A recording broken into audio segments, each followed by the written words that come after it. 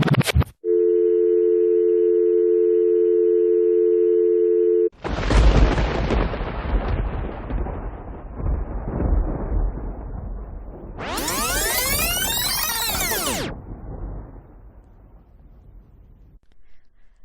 and welcome to Spirals from Jupiter. I'm your host, Kimberly Pepper. Thanks for joining me today. I'm very, very grateful for you all.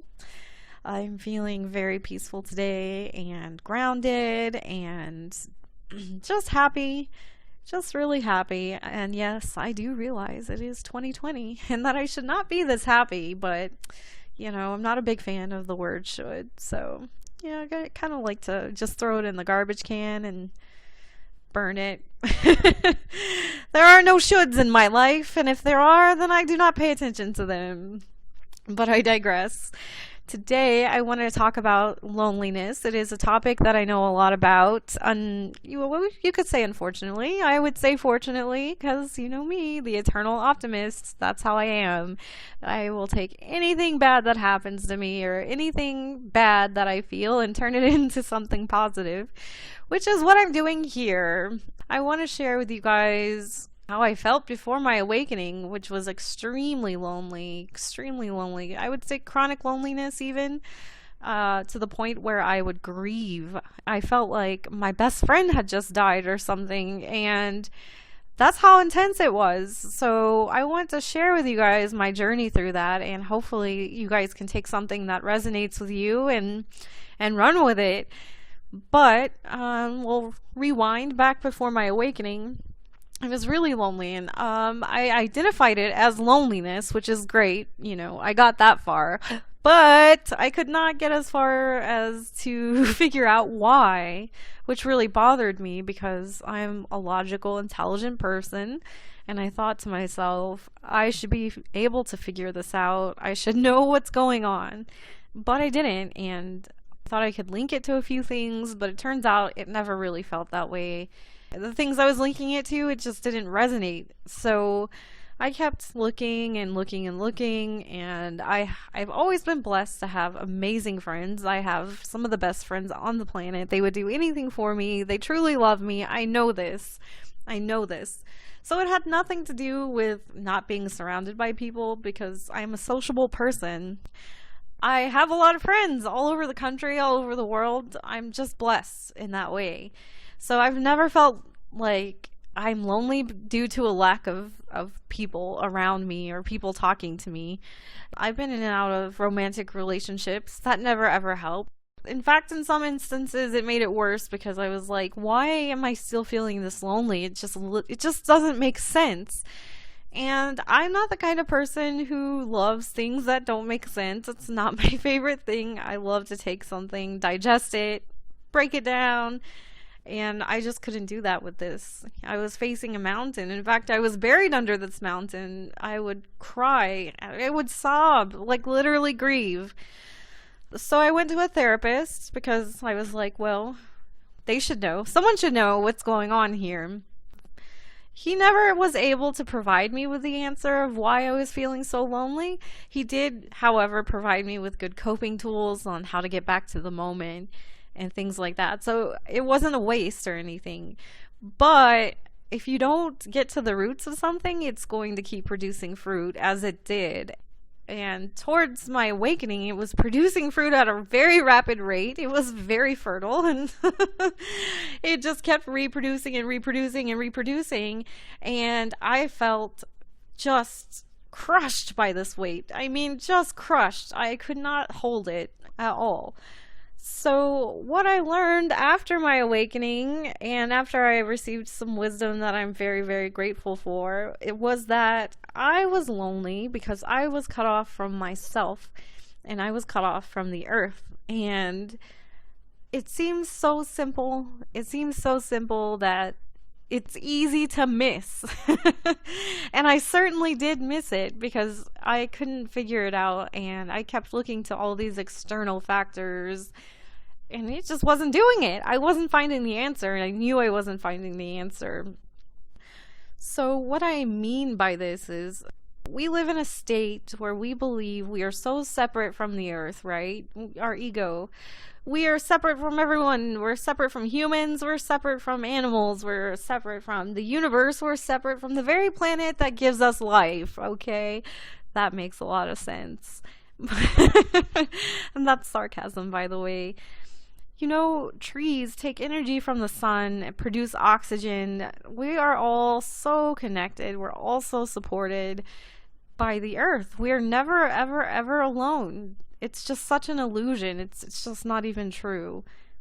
Recently, I wrote an article about the storm and loneliness too, but the storm and how people fear the storm. And how we're taught to really fear the storm, right? It's dangerous, it's wild, it's out of control, you don't know what it's going to do. However, lightning provides nutrients for the soil and helps these trees and the plants and everything. It literally helps sustain life here on Earth. So we're very, very supported, and we're never alone. We literally live on a planet that sustains our very life. It sustains our very life. It's so healing to think about that, right? The oxygen you're taking in is produced by this planet. What does that tell you? What does that tell you about how we're connected? We are all connected. We are all connected. We're connected to each other. We're connected to animals. We're connected to the sun. We're connected to the sky. Otherwise, we wouldn't exist. And that's something really, really powerful. But circling back to the disconnection with myself, I thought I knew myself. I thought I had a good handle on everything. I was very introspective. I took the time to analyze the trauma that I had been through, read up on its psychological effects. I was very knowledgeable about what trauma was doing to me, except that I didn't realize that it had cut me off from myself, my true being, right? And let me dive deeper into this for you. I was a prisoner of fear, right? Because of so much trauma. I was a prisoner of fear. I wasn't living in my authentic being. I wasn't being my authentic self. I wasn't laughing. There was a point where I wasn't even laughing, which for anyone who knows me, that's worrisome.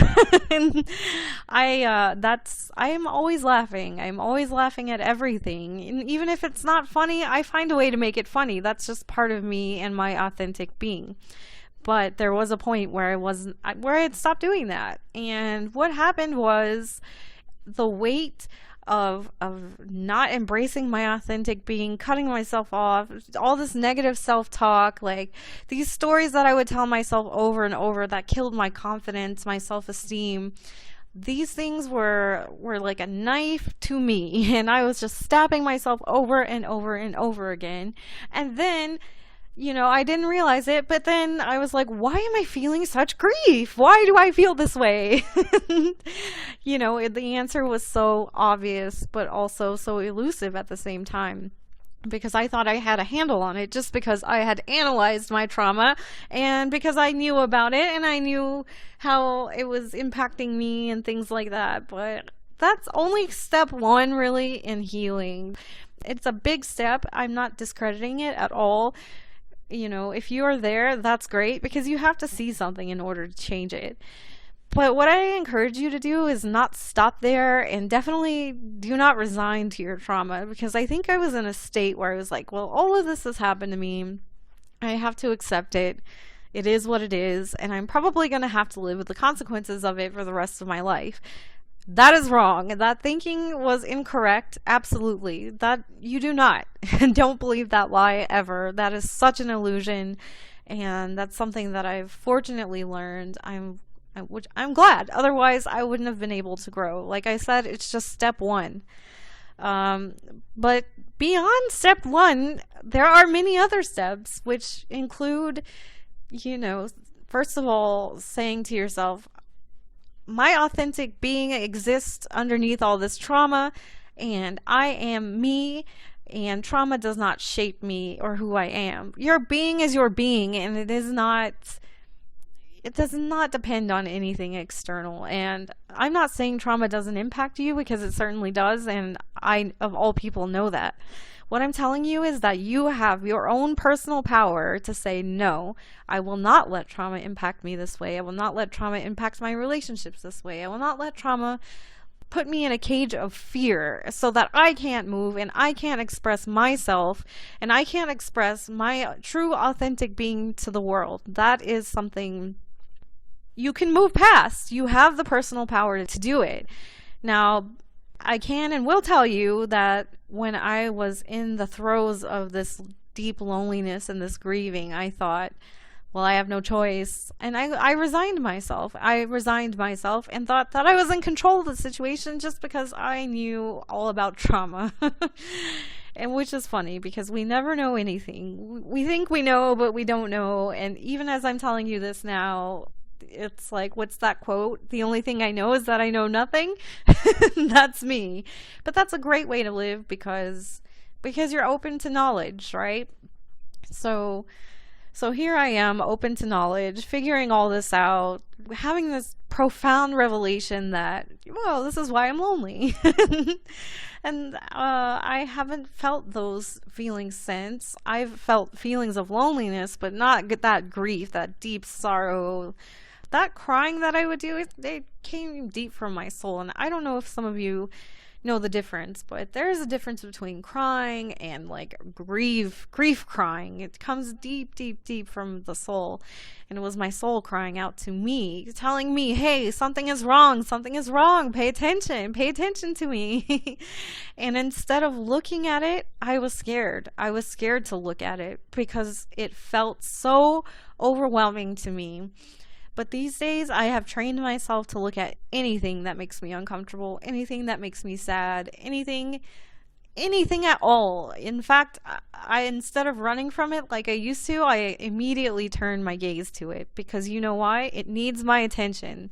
And you know what happens when you run towards these things, especially illusions like fear?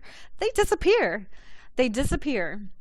And that's what's so powerful about it. This practice can help you with everything. Just learning to be okay with facing your fears. That's something there. And it's, it is easy to do, but it's not easy to practice. It's kind of the concept is simple, but the execution can be messy.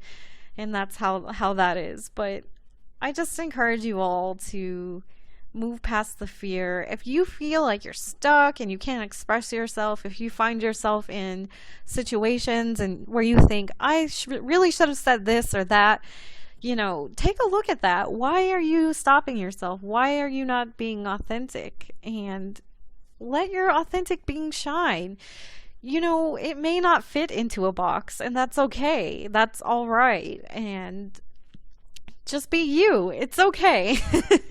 Give yourself permission to be you. Give yourself permission to rise above your trauma, to know that you have the personal power to rise right above it and look down on it and say, thank you for everything that you've taught me. I appreciate your blessings and your lessons, but I will not be staying right here. And that is reclaiming your personal power. Knowing that you're supported, knowing that when you feel lonely and you feel isolated, knowing that that's a lie by virtue of the very oxygen that you are drawing in at this moment. It's absolutely a lie. So don't accept it. Don't digest it. Don't accept anything that isn't true. That's because it's so bad for the soul. It's an unnecessary weight. You're carrying unnecessary weight. And what happens when you do that is you start to get very fatigued. And interestingly enough, you can bond with this weight, right? I felt at one point before my awakening when I was very depressed that I had actually identified with it, bonded with it, made it part of my identity even, which was a terrible thing to do. And I think it actually is just a sign of having an open and loving heart where you can even bond with your trauma. But it's not a good thing to do. You are not your trauma. That is not your identity. Something I say all the time, you're not your job. That's not your identity. Your identity exists in a place that can't be touched by anything external. That's your identity. That's your power and your personality. That exists for a reason. There's nothing in you that is bad. You really, really, I encourage you just to take a look at everything in you that you have deemed as a bad quality. Embrace it, accept it. Love it, okay? Maybe it's manifesting in a way that's not healthy because of the trauma. And that's what happens when you stay at that level and you don't kind of like fly above the trauma. All of your really, really good qualities that you're deeming bad, they're manifesting in a way that's not good because you're stuck there in that trauma and you're letting trauma dictate to you how to express your being. And that's why this is a dangerous place to be in, because trauma is scared. So trauma will be riddled with fear, laced with insecurity, right? This is no way to live. This is not a free way to live. You're constantly anxious. You're constantly fearful. You're constantly focusing on someone else, right? Because you can't focus on yourself. That's too scary. So all of your problems then become your mother's fault, your father's fault, your boyfriend's fault, your girlfriend's fault. That's not powerful. That is not a powerful way to live, and it is an absolute illusion and lie. And I know that this can be comfortable, right? But this is just not powerful. This is not how you were meant to live. This is not an authentic way of existence. So I encourage you to fly above it and be graceful about it too, because trauma teaches you a lot. Trauma can tell you a lot about yourself. There are many blessings you can find in trauma, and I don't wish trauma on anybody, but if we're going to sustain it, then we need to learn how to deal with it and cope with it and rise above it too, and not let it become part of our personalities, and not let it rule our lives, or not let it put us on paths that we don't want to be on, right? Have you ever done anything and you immediately regretted it, and you were like, why did I do that? Why? And I think a lot of us have found ourselves in that position before, and it's likely because we let trauma make a decision for us, right? We let trauma make a decision for us based in fear, and fear is not real, but if we give it a place in our life, it can dictate everything we do, and we'll start to live in a place that is not powerful. And what happens is we become miserable, like just miserable, and we can't figure it out, and it turns into this vicious cycle of blaming, right? Oh, it's my parents' fault. Oh, it's this person's fault. It's that person's fault. Because if we want to look at ourselves again, it's too fearful and we can't do it. But that's just an illusion. Absolutely, we can do it, and we can move beyond that place. And we can reconnect with ourselves. We can reconnect with the earth. We can reconnect with the universe. And we can be just so powerful, right? That right there is goddess energy. That right there, just being so sure of yourself. And I'm not talking about it in an egotistical way, but there's something very powerful about getting to the point of where you are sure of yourself, right? And this is not to say you're not going to make mistakes still. You definitely will. But getting to the point of power of where you know what you're doing, you know how you're creating your life, you know how you're shaping your life, you are conscious and you are participating in the creation of your life. This is your canvas. You take back your canvas, right? You can put little scenes in there with the things that you've learned from trauma if you want, but that is not you. That is not a reflection of you. Your canvas is not trauma. And that's something that I really, really want everyone to understand, because it took me a really long time to understand that. And as I've said on previous podcasts, I would listen to things, I would read things. I knew all about trauma. I was like, well, this is why I'm doing this. This is why I'm doing this. But what I didn't realize is I was putting myself into a cage. And in that cage, you can't create your life. Life happens to you. Life happens to you. And in fact, you will keep drawing the same sorts of trauma over and over and over again, because you are subconsciously calling it to yourself. It's really weird how life works. It's really bizarre, but I'm on this path to figure it out. But when you're in that cage, you're signaling to the universe, hey, I'm in this cage, so just send me things that hold up this cage, because this is where I want to be, and you can't stop me, so the universe will do it. The universe will send you things that uphold that cage and that illusion, because that's what you are asking for. So I encourage you to step out of the cage. It's not locked and it's not even real. Step out of it, rise above it. Thank all these situations, all the trauma. Thank them for everything that they've taught you and the person that they helped you realize that you were underneath. Thank it for that. Embrace it with unconditional love. Let go of any sort of grudges you have against other people. Forgive them. Forgive them. Because you know why? At the end of the day, it does nothing for you. It does nothing for you except give that person power over you. And I can tell you, I was at a point in my life where when people would tell me to forgive someone, I would get furious. I would get pissed. It's like, well, you don't understand what this person has put me through. And I felt like they were discounting my feelings. So I would get very furious when someone said that to me. But I have to say I was wrong and they were right, because at the end of the day, I have forgiven everyone in my life who I felt did me wrong, and it's powerful. They have no power over me anymore. That whatever they've done to me doesn't dictate my future, right? It doesn't dictate anything. You're not going to catch me saying, well, my ex did this to me and so I'm scared. No, I'm not, because you know why? I've released all trauma, all of it. And it's a great place to live, and I hope all of you get there too. If you have questions about it, message me. I'm happy to take questions. I'm no expert, as I've said before, but this is just stuff that I've lived through. And if you're struggling with loneliness and you don't know why and it doesn't make sense, I encourage you to consider what I'm telling you. Get out into nature, put your feet on the ground.